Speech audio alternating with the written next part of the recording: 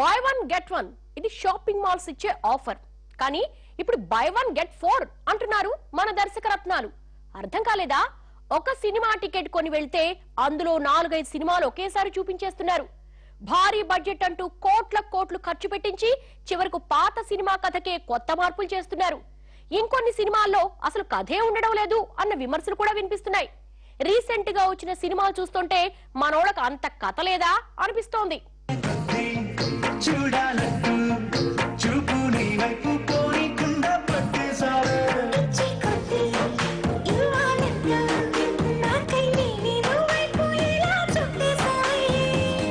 నిత్యం 1,00,000 సమస్యలతో విసిగిపోయే ప్రేక్షకుడు కనీసం 3 గంటల సేపైనా అవన్నీ మర్చిపోయి ఎంజాయ్ చేయాలని సినిమాకు వస్తాడు.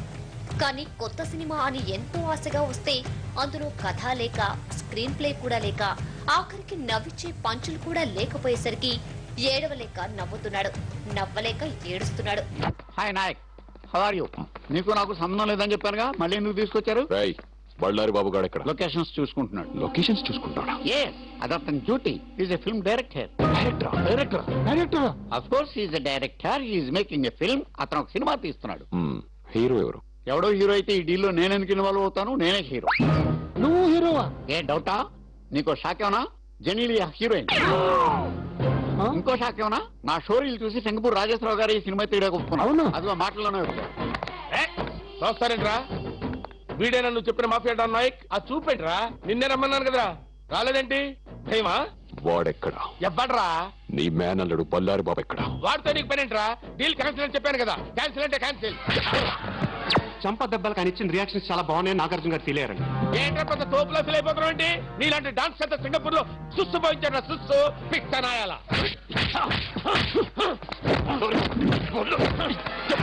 నువ్వు మనిషివా పశువా? అలా కుడతావంటి? చచ్చిపోతే ఎవరు రెస్పాన్సిబిలిటీ? నువ్వేదో రిజల్ట్ ఫీల్ అయిపోతావంటి? నువ్వు డాన్స్ క్యారెక్టర్ చేసి రావు. నువ్వు డాన్ క్యారెక్టర్. నేను డాన్ క్యారెక్టర్ చేస్తున్నాను. ఏ అది కూడా మర్చిపోయావా? మైండ్ దొబ్బిందా? ఇది రియాలిటీ షో. సూర్యుడి చుట్టూ భూమి తిరుగుతున్నట్లు ఇప్పుడు బ్రహ్మానందం చుట్టూ సినిమా కథలు తిరుగుతున్నాయి. బ్రహ్మానందాన్ని ఒక కామెడీ క్యారెక్టర్ గా ఉంచడం, దాని చుట్టూ లేనిపోని కథలు అల్లుకోవడం ఇదే కథ అయిపోయింది. నాటి పోకిరి నుంచి నేటి ఆగుడు వరకు అన్ని సినిమాలు ఆయన చుట్టూ తిరగాల్సిందే. ఆయన మీద సగం రీలు అరగాల్సిందే. హీరో కూడా బ్రహ్మానందం మీద ఆధారపడాల్సినటువంటి పరిస్థితులు ఈరోజు తెలుగు సినిమాలలో ఉన్నాయి. ఎందుకంటే హీరో తన మీద కన్నా బ్రహ్మానందం కామెడీ హైలైట్ చేస్తే సినిమా హిట్ అవుతుందేమో అన్న పరిస్థితికి వచ్చింది. సినిమా హిట్ అవ్వాలంటే అయితే తొడకొట్టాలి, లేకపోతే బ్రహ్మిని కొట్టాలి.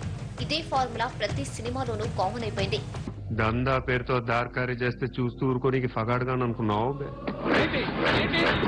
కొడతావా? కొట్టు.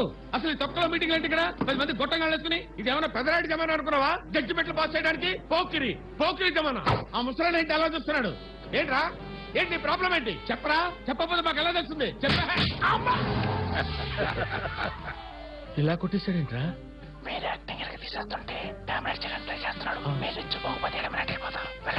ఇలా ఓ మూస కథ కామెడీ పెట్టి హిట్టు కొడితే చాలు, అక్కడి నుంచి వాళ్ళదంతా క్రేజీ కాంబినేషన్ అయిపోతుంది.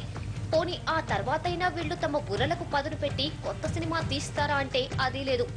చెట్టు పేరు చెప్పి కాయలమ్ముకున్నట్లు వీళ్ళంతా తమ హిట్ పేరు చెప్పి అదే కథను మళ్లీ కాస్ట్యూమ్స్, క్యారెక్టర్లు, కాంబినేషన్లు మార్చి కొత్త టైటిల్ పెట్టి తీసేస్తున్నారు. దర్శకులు కానీ నిర్మాతలు కానీ ఈ రోజుల్లో నాకు పెద్ద హీరో డేట్లు దొరికితే చాలు, ఆర్ పెద్ద కంపెనీ అంటే పెద్ద హీరోల డేట్లు దొరికి ఏదైనా ఒక పెద్ద కంపెనీ ఒక ప్రొడ్యూస్ చేస్తే చాలు అనే దాని మీదే దృష్టి పెడుతున్నారు. కానీ కథ మీద ఎవరు కాన్సన్ట్రేట్ చేస్తలేదండి. ఏ డైరెక్టర్ అయినా ఈ మధ్యన నేను చూస్తున్నది రొటీన్ అయిపోయిందండి. ఏదో ఒక సినిమా హిట్ అయిందని అదే బాణీలో వెళ్తాం. ఏ సినిమా చూసినా కానీ ఒక మంచి హీరో పెట్టి ఏదైనా ఒక హీరోయిన్ ఒక సక్సెస్ అవుతే అదే హీరోయిన్ ని పెడతాం. ఇప్పుడు భారీ బడ్జెట్ అని చెప్పుకుంటున్న ఎన్నో సినిమాల్లో కథ ఉండడం లేదు. ఆగడు సినిమాని 55 కోట్లు ఖర్చు పెట్టి తీశారు. కథ మార్చలేదు సరే, కనీసం గ్రాఫిక్ వర్క్ అయినా బాగా చేస్తే కాస్త కంటికి ఇంపుగా ఉండేదన్న అభిప్రాయాలు వినిపించాయి. పక్క సినీ ఇండస్ట్రీలో ఉన్నంత డెడికేషన్ ఎక్కడా మన టాలీవుడ్ లో కనిపించలేదు.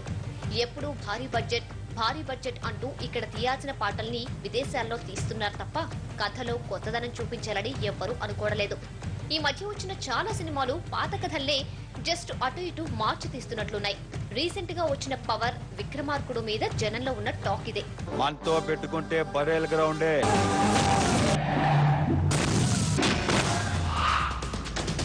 బ్యాక్గ్రౌండ్ తో పనిలే. అసలు సినిమాలో ప్రేక్షకుడిని కూర్చోబెట్టాల్సిన కథనం అనేది కనీసం లేకుండా పోతున్నాయి. భారీ బడ్జెట్ అంటే ఏదో లొకేషన్లలో చూపిస్తున్నారు తప్ప కథలో కానీ కథనంలో కానీ చూపించడం లేదు. కానీ తమకు నచ్చినట్లుగా తమకు వచ్చినట్లుగా సినిమా తీసి ప్రేక్షకుడిని మాత్రం 3 చెరువుల నీళ్లు తాగిస్తున్నారు.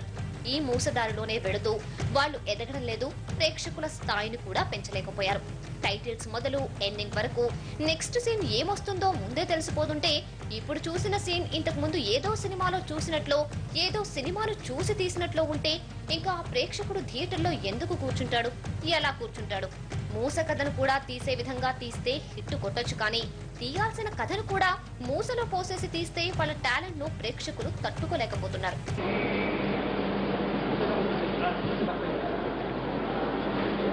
మరో షార్ట్ బ్రేక్ తీసుకుందాం.